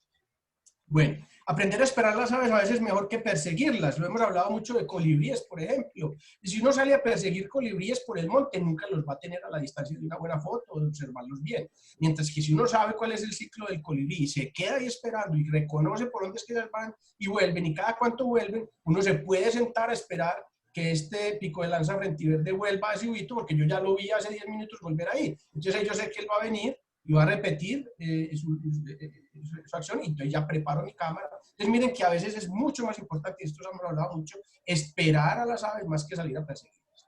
Obviamente hay que tener pues, el conocimiento y estarlas mirando, observando para conocer su comportamiento.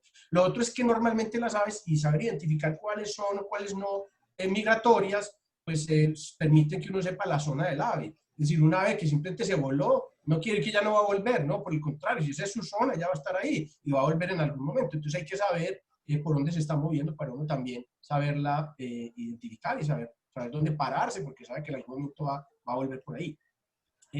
No ver aves no significa que no estén ahí. Los árboles a veces están llenos de aves, pero uno no depende de la hora del día, o están reposando, o están en el nido, bueno, mil cosas que podríamos mencionar de por qué pueden estar haciendo una ave más que está revoloteando por ahí. Las aves no siempre están todo el día revoloteando por ahí, entonces no significa que no estén. Entonces a veces es mejor quedarse unos 4 o 5 minutos viendo el mismo árbol, así no tenga movimiento, porque en 5 minutos vas a comenzar a ver movimiento. O las aves se protegen y se quedan quietas cuando uno se acerca, y se quedan para ahí 4 o 5 minuticos observándolo a uno. Cuando uno ya no se mueve, pues ellas ya sí deciden volar, y ahí es donde uno las ve. Pero si uno simplemente sigue caminando y caminando y caminando, nunca va a haber esas aves refugiadas y no va a lograr avistar mucho. Por eso hay que tener mucha paciencia cuando uno sale a pajarear, porque de eso se trata. Se trata de disfrutar no solo las aves, sino la naturaleza y tener la paciencia de que ellas aparezcan, ¿sí?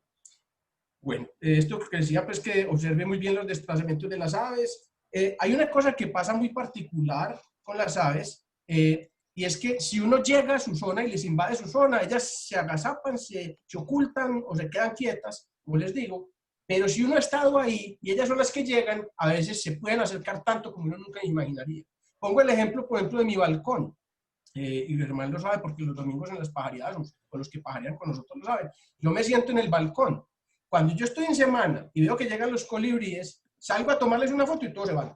Pero si yo estoy sentado en el balcón, en la mesa de centro del balcón, y me siento ahí, puede llegar un colibrí a libar a menos de 1 metro de donde yo estoy y no le va a importar que yo estoy, porque es que es él el que está llegando a mi zona, no yo a la de él. Entonces, miren que eso es estratégico, hay que saberlo, porque si uno se quiere realmente armar una ave, a veces es mejor, como digo, esperarla y saber por qué va a llegar ahí, y las aves cuando ya llegan donde uno está, y no ve que uno les está invadiendo ni las está atacando, tienen mucho más confianza de uno cuando lo ven ahí. Entonces son estrategias para que lo vaya teniendo en cuenta. Lo mismo, todos los nidos, todo ese tipo de construcciones pues, de las aves y demás, por favor, no se acerquen, no pongan el lente pues, encima del huevito, del pollito pues, o del pichón, porque es decir, esto todo lo que hace es que afecta y puede eventualmente suceder que la madre o los padres del pichoncito lo abandonen o que consideren que es muy riesgoso porque hay un invasor ahí, no vuelvan, etc. pues obviamente ellas van a proteger su nido y su pichón lo que más puedan, pero llega un momento donde si uno está demasiado insistente puede afectar ese ciclo natural de la vida. Y bueno, evite afectar también el estado natural de las aves usando el playback que ya lo dijimos, que es ese sonido pues que les decía yo que ojalá no abusemos de eso y que sea solo experto en lo que lo hagan. Otra cosa es importante, por ejemplo aquí están estos barraquetes que tengo yo muy pocas veces allá en el embalse que llegan, yo sé dónde llegan, me voy allá, cuando los veo que llegaron me voy, pero no puedo atacarlos mucho porque solo que haga 2 o 3 pasos en falso se van todos y espere después 2 horas a que vuelvan porque ellos a veces vuelven otra vez al sitio donde estaban cuando ven que ya no hay peligro, pero solo hacer un movimiento brusco se van todos en bandada. Y a veces cuando son aves migratorias y están recién llegadas también es importante dejarlas reposar, están cansadas, están también con deseo de volver a alimentarse bien y pues uno simplemente estar invadiéndoles el espacio por tomar una buena foto, pues hay que tener cuidado y prudencia con eso, ¿cierto? Lo mismo. Carlos, Sí, a ese respecto de las bandadas, hay un fenómeno plenamente documentado en Colombia y fueron los flamingos en La Guajira. Cuando comenzó la gente a ir a unas lagunas en La Guajira a ver los flamingos, muy bien, iban, se arrimaban, tomaban fotos muy lindas y la gente empezó a mostrar fotos, la gente empezó a ir más y más y de pronto cada vez menos flamingos, menos flamingos, menos flamingos. Claro. Intentaron hablar de qué se trataba, nadie sabía bien de qué se trataba y alguien cayó en cuenta y dijo, es que los estamos espantando. Hablaron con los guías, fue muy difícil porque es muy difícil convencer a un guía de no darle gusto al cliente. Sí. El cliente pretende, es que para eso le pagué, arrímese, que para eso le pagué. Sí. Y mire, entonces yo vine hasta aquí, no voy a ver nada y los voy a ver así de lejos. Con el tiempo se han ido recuperando y cada vez están más y cada vez están más confianzudos porque no se les están arrimando. Pero eso quedó documentado todo perfectamente y se logró llegar a ese acuerdo con los guías. No se les arrime y va a haber más flamingos. Excelente dato ese, Guillermo. Buenísimo el tema. Ilustra perfectamente lo que estamos aquí diciendo. Y es que a las aves hay que respetarle su espacio. No podemos pretender que sobre todo grupos de pajareros, 30, 20 o 30 personas, pues en grupo nos les vayamos en desbandada, pues acercarnos. Eso es como si se les viniera un tsunami. Entonces hay que tener cuidado con eso y hacerlo de forma moderada. Bueno, si es el tema de cámaras, por favor, mídanse muy bien con el tema del flash. Hay gente que abusa del flash. El flash no es conveniente, o sea, obviamente se puede utilizar de forma moderada, especialmente en la noche, que salen a ver búhos, que salen lechuzas, que salen a ver nictibios, pues, o animales nocturnos, y les quieren meter la cantidad de flashazos pues, para una buena foto. Y eso también es perjudicial, porque es decir, estamos afectando pues, el entorno del animalito. A lo mejor hasta lo perdemos, porque se va a aburrir de estar ahí, se va por otro lado, y eso sí que son difíciles de encontrar. O sea, es un tesoro cuando uno encuentra la rama del nictibius que se queda ahí y no se va, y para uno, pues, que llegue alguien con un flash a sacarlo de ahí, ¿cierto? Entonces, bueno, todo ese tipo de cosas son moderadas y hay que tener, pues, prudencia con la naturaleza y saber manejar los límites. Bueno, lo otro es no extraiga materiales propios del lugar, ya lo dijimos, no encienda fuego ni lance colillas de cigarrillo. Esto es importantísimo, especialmente pues, en toda época, pero en verano es impresionante. De manera que todo el mundo cree que puede encender un fuego en el campo y realmente apagar el fuego es una cosa que es una magia. Es casi tan difícil apagar el fuego como encenderlo. Entonces, hay gente que es muy irresponsable y cree que le tiraron tierra encima a unos carbones encendidos y ya. Y es un riesgo no solo para otras personas que vengan y se paren ahí, sino que también obviamente eso se vuelve y se enciende, no es suficiente. O que le echaron agua, entonces cree que uno ya de agua eso ya se apagó. No, yo he visto lladas de agua y a las 2 horas está el fuego otra vez normal. Entonces eso hay que tener responsabilidad. Ojalá quien vaya a encender fuego sea una persona con conciencia de cómo hacerlo, si es que lo necesita porque se va a quedar la noche, etcétera, pero hacerlo pues muy consciente de qué posible efecto puede tener el que nos vayamos y eso que encendido.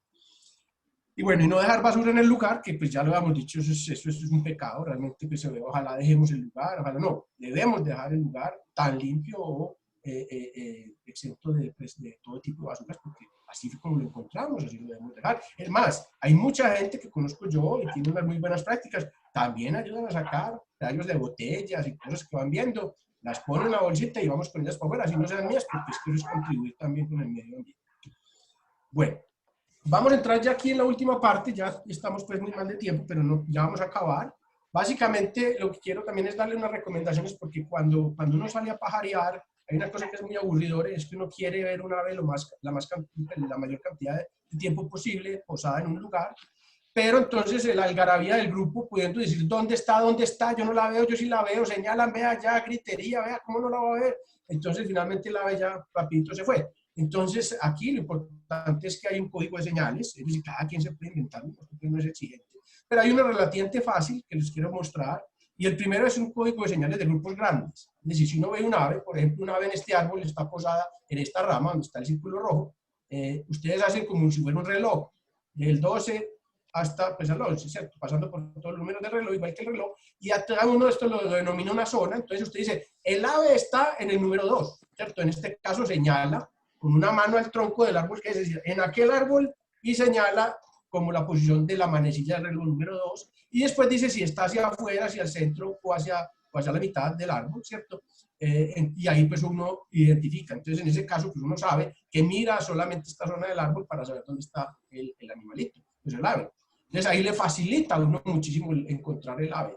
Esto no es fácil, requiere de una persona pues que lo haga bien y con calma, porque hay que hacerlo con calma, no puede ser desesperado porque espanta el ave, pero la idea es que si hay un grupo grande, esta persona pasa un poco al frente, señala con una mano el árbol, porque hay muchos árboles, cuál de los árboles no está el ave, y dice, pues con la otra mano, señala también en la posición del número que corresponde a esa hora, ¿verdad? En este caso a las 2. Y diría, está a las 2 en la mitad de esa franja, de esa zona, ¿verdad? Esa es una forma. Grupos grandes. En grupos pequeños uno puede usar la voz, ¿cierto? Uno no va a gritar, pero dice pequeño. No, mira, está a las 2 hacia la mitad del árbol, ¿cierto? O sea, de esa zona, y ya solo con la voz puede ser, también funciona. Y hay otro que es muy interesante, que es un pointer, o pues un señalador láser, pero mucho cuidado con estos señaladores láser, porque ya sabemos esto qué efecto puede tener. Entonces, no apuntarle al ave. Primero, la puede espantar. Y segundo, porque le puede hacer daño. Entonces, apuntarle más o menos de 50 centímetros o 1 metro abajo, diciéndole a la gente que usted siempre va a estar apuntando a esa distancia para que miren un poquito más hacia arriba. Pero un pointer es muy útil para un momento dado poder señalar dónde está el ave, porque recuerden que es un señalador, esto es de una distancia muy grande, pero hay que llevar las baterías, que sí funciona, etc. Entonces hay que tener cuidado porque esto no es un juego con los apuntadores, sino que es obviamente una herramienta útil y que, bueno, no la puse en el kit, pero que me parece muy útil en un momento dado para indicar dónde hay un ave que alguien no está viendo, pues fácilmente. Listo. Bueno, otro tema es que, y ya acabamos aquí, es que lo más importante de pajarear, como decía, es hacer amigos, es aprender de las aves, pero en grupo, no solo. Pues a mí la verdad, saber de una ave solo y no puede compartir a nadie esa dicha, pues como que no sabía nada. Entonces, pues hay formas virtuales como esta que estamos haciendo hoy, de compartir lo que sabemos de las aves, lo que hemos encontrado con amigos. Pues ahora ya nos están permitiendo volvernos a reunir, entonces invitar a unos amigos y les ve, mi viaje fue este, mira lo que encontré, inclusive a veces pues Rodrigo saca las fotos de él y dice, yo también lo que me encontré. Entonces, bueno, finalmente pues es disfrutar de ese viaje posterior también de haberlo hecho y animar a más personas para que lo hagan, para que todos vayan pues entusiasmándose y más personas pues se vayan agregando. Y la última es el tema de registrar los hallazgos, con esto terminamos. Y unas recomendaciones IBER, hay muchas otras herramientas para registrar también, hay Naturalista, hay otras pues, listas distintas, pero a mí me gusta IBER, porque IBER no solo tiene pues el hecho de uno poder registrar su propia lista, sino que puede uno consultar sobre aves que hay potencialmente en el lugar donde estoy, obviamente compartir las observaciones, esto es una lista de 21 aves que en una pajaría de la ventana registré yo. Como les decía, él me va registrando cuáles son los lugares de la ciudad que he visitado, los que son potenciales avistamientos de aves.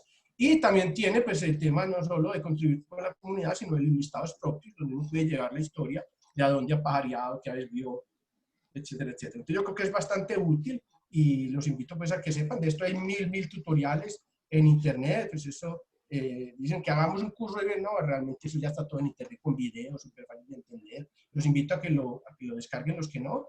Y aprenden un poco de internet. Obviamente, si algo pues que hay un grupo muy grande que quiere entender más, pues en algún momento podemos hacer algo con este tipo de herramientas, pero yo creo que hay suficiente en internet para que cada uno aprenda pues, por su propia cuenta cómo utilizar. Además que son muy fáciles, son bastante fáciles de utilizar y demás. Entonces, bueno, ahí ya vamos llegando al final. Nos perdonan pues que nos hayamos extendido, pues, pero lastimosamente es que empezamos tarde.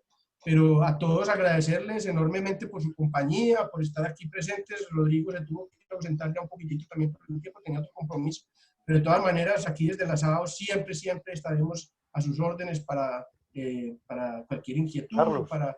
Sí, Luis Germán, si me adelante. das, y todavía me aguantan 2 minuticos, Sí. darles una noticia a los que están iniciando la pajareada, a los que ya llevan un tiempo la pajareada y a los que llevamos mucho tiempo en la pajareada.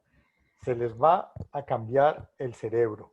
Y no es un dicho, ni estoy hablando en forma metafórica. La pajareada implica unos esfuerzos y unos ejercicios neurológicos que va a hacer que el cerebro empiece a crear nuevas conexiones. Sobre eso les voy a poner el artículo en el chat de WhatsApp para que puedan revisarlo. En la facultad de una universidad súper conocida, medicina, neurología, decidieron investigar cómo es el cerebro de la gente que tiene que tomar decisiones muy rápidas en situaciones de fluctuación. ¿Qué pasa en el cerebro de esa gente que tiene que decidir algo rapidito en una cosa que cambió?